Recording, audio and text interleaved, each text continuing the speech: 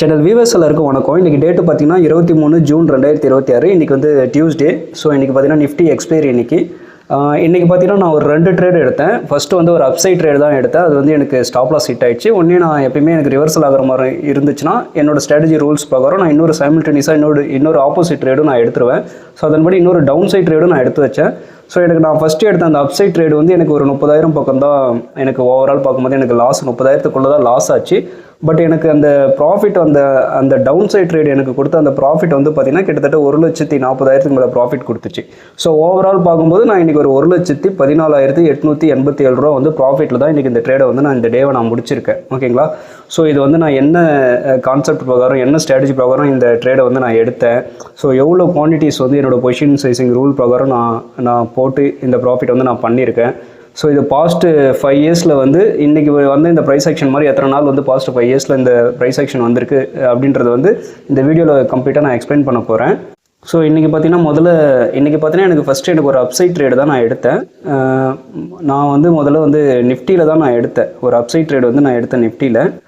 முதல்ல 24,150 put option வந்து ஒரு 19 லாட் வந்து நான் செல் பண்ணியிருந்தேன். அப்சைட் ட்ரேடு எனக்கு அப்சைட் ட்ரேட் பிரகாரம் எனக்கு என்ட்ரி வந்ததால் நான் முதல்ல ஒரு 19 லாட் வந்து நான் செல் பண்ணியிருந்தேன்.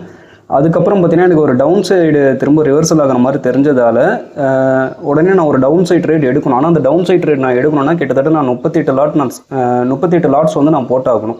அதுக்கே இந்த மணி எடுத்துக்கிட்டேன். இன்னும் அவுட் ஆஃப் த மணிலாம் நான் போயிட்டு எடுத்திருந்தேன். எனக்கு ரொம்ப சின்ன ஸ்டாப் லாஸ் வந்துச்சு. எனக்கு 10 பாயிண்ட் தான் ஸ்டாப் லாஸ் இருந்துச்சு. ஸோ அப்போ 10 பாயிண்ட் ஸ்டாப் லாஸ்னால் என்னோட ரிஸ்க்கு வந்து கிட்டத்தட்ட பார்த்தீங்கன்னா நான் 76 லாட்ஸ் நான் வந்து செல் பண்ணணும். ஸோ என்கிட்ட 76 லாட்ஸ் செல் பண்ணுறதுக்கு என்கிட்ட அமௌண்ட் இல்லாததால், ஏன்னா ஆல்ரெடி ஒரு 19 லாட் வந்து அப்சைட் ட்ரேட் வந்து ரன் ஆகிட்டு இருக்கு. இது இல்லாமல் நான் இன்னொரு 76 லாட்ஸ் நான் செல் பண்ணணும். ஓகேங்களா? அப்போ ஃபண்டு பத்தாதுன்றதுனால நான் என்ன பண்ணேன்னா இந்த ஃபஸ்ட்டு எடுத்த அப்சைட் ட்ரேடை வந்து நான் க்ளோஸ் பண்ணிவிட்டு திரும்ப சென்செக்ஸில் போயிட்டு அதில் கொஞ்சம் ஸ்டாப் லாஸ் பெருசாக இருந்ததால் குவான்டிட்டிஸ் வந்து கொஞ்சம் குறைச்சி போட்டாலுமே என்னோடய ரிஸ்க்கு ஏற்ற ப்ராஃபிட் வந்து என்னால் பண்ண முடியுன்றதுனால நான் சென்செக்ஸில் பொசிஷன்ஸ் வந்து நான் மாற்றிக்கிட்டேன். ஸோ அதில் போயிட்டு 75,500 புட்டை வந்து ஒரு 14 லாட் நான் செல் பண்ணிக்கிட்டேன். ஸோ அப்போ அந்த அப்சைட் பொசிஷன் ஓப்பன்லேயே இருந்துச்சு. திரும்ப டவுன் சைட் ட்ரேட் எடுக்கிறதுக்கு அடுத்த மணிலாம் நான் பார்த்தேன்னா எனக்கு ரொம்ப சின்ன ஸ்டாப் லாஸ் இருக்கிறதுனால அந்த டைமில் இந்த மணியில் போய் பார்த்தேன். இந்த மணியில் வந்து ஓரளவுக்கு ஒரு டீசெண்டாக ஒரு 20 பாயிண்ட் ஸ்டாப் லாஸ் இருக்க மாதிரி எனக்கு என்னோட 20 பாயிண்ட் ஸ்டாப் லாஸ்லேயே எனக்கு ட்ரேடு கிடைச்சதால இந்த மணியை வந்து நான் நிஃப்டியில் போய்ட்டு நான் செல் பண்ணிக்கிட்டேன். ஏன்னா எனக்கு என்ட்ரி கிடைக்கும் போதெல்லாம் பார்த்தீங்கன்னா மார்க்கெட் வந்து 24,100, நான் 24,100 கால் ஆப்ஷன் தான் செல் பண்ணணும். அப்படி செல் பண்ணனா எனக்கு வந்து ஸ்டாப் லாஸ் ரொம்ப சின்னதாக இருக்கிறதுனால நிறைய குவான்டிட்டிஸ் போட வேண்டியது வந்ததால் நான் வந்து 24,050 கொஞ்சம் இந்த மணி கால் ஆப்ஷனே வந்து நான் செல் பண்ணிக்கிட்டேன் அந்த டைமில். ஓகேங்களா? ஸோ அதுதான் இந்த 1,40,000 ப்ராஃபிட் வந்த பொசிஷன் வந்து 24,050 கால் ஆப்ஷன். அது வந்து 38 லாட்டு கிட்ட நான் கொஞ்சம் கொஞ்சமாக பொசிஷன்ஸ் ஆட் பண்ணி ஒரு 38 லாட்டை வந்து நான் செல் பண்ணிக்கிட்டேன். ஓகேங்களா? கொஞ்சம் எட்ஜிங் பொசிஷனை வந்து டபுளாக போட்டுக்கிட்டேன், இன்னும் கூட மார்ஜினை கொஞ்சம் மெயின்டைன் பண்ணுறதுக்காக. ஸோ அப்படிலாம் போட்டு தான் ஃபஸ்ட்டு அந்த நான் ஃபஸ்ட்டு எடுத்த அப்சைட் ட்ரேட் வந்து எனக்கு ஒரு 35,000 லாஸ்ட்டில் முடிஞ்சது. ப்ளஸ் அதோட எட்ஜிங் ஒரு 3,000 ப்ராஃபிட் கொடுத்தது. ஃபஸ்ட்டு நான் ஒரு ட்ரேட் எடுத்து க்ளோஸ் பண்ணதில் ஒரு 4,000 5,000 பக்கம் ப்ராஃபிட்டில் இருந்தது. ஸோ இது எல்லாத்தையும் கேல்குலேட் பண்ணோன்னா கிட்டத்தட்ட நம்மளுக்கு லாஸ் ரொம்ப கம்மி தான். 30,000க்குள்ளே தான், ஒரு 27,000-28,000க்குள்ளே தான் எனக்கு அந்த ஃபஸ்ட்டு ட்ரேடே லாஸ் கொடுத்தது. பட் நான் எடுத்த டவுன் சைட் ட்ரேடு பார்த்தீங்கன்னா எனக்கு கிட்டத்தட்ட 1,40,000க்கு மேலே ப்ராஃபிட் கொடுத்துருச்சு. ஓகேங்களா? ஏன்னா நான் 1:3க்கு மேலே ரிஸ்க் ரிவார்ட் ரேஷியோ வர மாதிரி தான் நான் பார்த்து மெயின்டைன் பண்ணி தான் அந்த ட்ரேடை நான் க்ளோஸ் பண்ணேன். பட் அதுக்கப்புறமும் நல்லாவே தான் இன்னும் போயிட்டே இருக்குது. நான் க்ளோஸ் பண்ண ப்ரைஸ் பார்த்தீங்கன்னா 20, பட் இப்போவும் பார்த்தீங்கன்னா 6 ரூபா பக்கம் வந்துருச்சு. பட் என்னதான் இருந்தாலும் நம்ம வந்து டெக்னிக்கல் அனாலிசிஸை ஃபாலோ பண்ணுறதுனால ஒரு 80% ஆஃப் த டைம் வந்து எங்கள் டார்கெட் அதிகபட்சம் போகுன்ற இடத்த தான் நம்ம டார்கெட்டாக வைக்க முடியும். அதனால் எனக்கு அந்த டார்கெட் போதுமானதாக இருந்தாலும் நான் அங்கேயே நான் வெளியே வந்துட்டேன். இதே மாதிரி இவ்வளோ பெரிய டவுன் மூவ்மெண்ட்டுன்றது வந்து எல்லா நாளெலாம் நடக்காது. ஓகேங்களா?